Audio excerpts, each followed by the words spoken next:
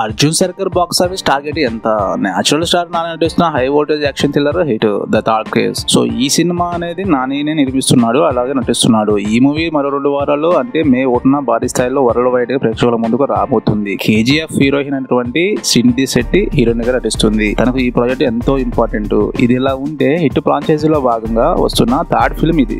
రెండు భాగాల్లో విశ్వక్షేణ్, అరివిశేష్ నటించారు. ఆ 2 హిట్ అనిపించుకున్నాయి. ఇటీవల విడుదల చేసిన ఈ మూవీ ట్రైలర్ సినిమాపై అంచనాల్ని పెంచేసింది. 2 పాటలకు మించి హిట్ 3 ఉంటుందని, ఆ 2 సినిమాలకి ఇది నెక్స్ట్ లెవెల్లో ఉంటుందని తెలిసిపోయింది. దీంతో అంచనాలు అయితే ఎక్కడో ఉన్నాయి. సినిమా ట్రైలర్ రిలీజ్ సందర్భంగా మాట్లాడిన నాని ఆ అంచనాల్ని మరింతగా పెంచేశారు. ఇదిలా ఉంటే hit 3 pre release event record స్థాయిలో జరిగినట్టు తెలుస్తుంది. ఆంధ్ర 6 రీజన్ లోనూ 15 కోట్ల వరకు బిజినెస్ చేసిందట.